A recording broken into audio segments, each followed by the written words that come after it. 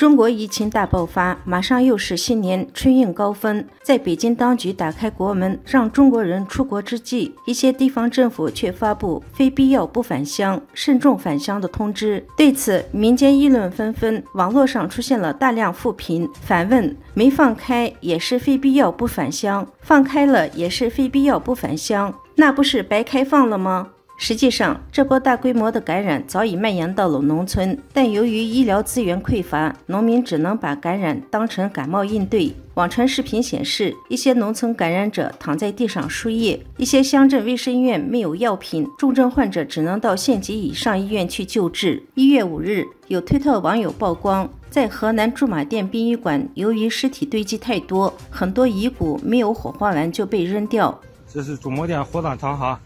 你看，给人火化的这脊椎骨，肉还没化完呢，这全部这堆骨灰，全部脊椎骨成堆，这肉都没火化完这一堆。你看，这都是人的骨头，脊椎骨肉，这是看来吧，这脊椎骨，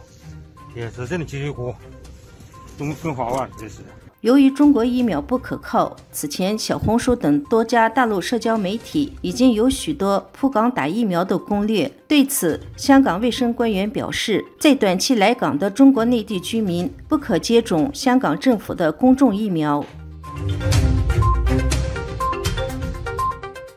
1月3日，世界卫生组织邀请中共专家参加闭门会议，并再次要求中方提供有关中共病毒疫情的可靠数据，包括病毒基因测序的详细信息。中共病毒正在中国持续爆发，尽管各地医院和殡仪馆已不堪重负，但党媒《人民日报》却不断在淡化疫情的严重性。1月3日，世界卫生组织病毒进化技术咨询小组邀请中共专家参加了视频会议，希望中共介绍有关病毒基因测序的详细数据，并要求中共官员分享有关中国确诊病例急增的实际数据，包括住院、重症、死亡人数等。世卫还要求中共提供疫苗接种情况的数据，特别是弱势人群和60岁以上人群的疫苗接种情况，以便其他国家能够有效地应对疫情。根据路透社报道，多位负责向世卫组织提供建议的科学家们，他们希望与中国专家开会商讨中共病毒疫情时，能够了解到更真实的情况。但是也有病毒学家直言，中共政府给出的数据不太可信，并呼吁建立一个全球监测网，以监测中共病毒疫情的发展。国际卫生专家预计，中国在今年会有至少100万人以上死于中共病毒感染或者是并发症。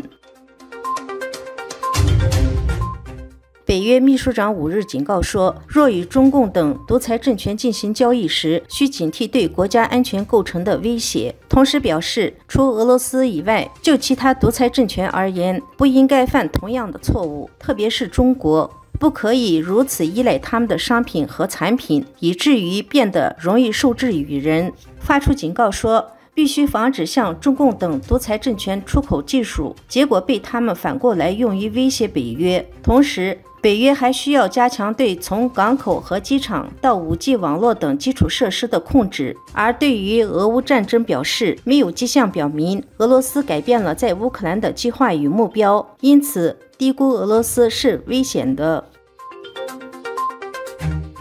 俄罗斯军队元旦在乌克兰东部的顿涅茨克附近遭遇伤亡惨重的袭击之后，俄罗斯总统普京5日下令，俄军自1月6日国际标准时间9时起至7日子夜0时全线停火36小时，以便俄乌两地的东正教信徒可以庆祝他们的圣诞。如果停火确实得到执行，这将是俄乌战争爆发10个多月以来首次的全线停火行动。但普京的停火令并未获得抵抗俄军入侵的乌克兰政府的响应，而一些美欧国家对普京停火令的真正意图也多有怀疑。1月7日是东正教信徒的圣诞节，在此之前，俄罗斯东正教会首牧基利尔曾呼吁为圣诞停火。土耳其总统阿尔多安5日也与俄罗斯总统普京通电话，建议俄罗斯单方面停火。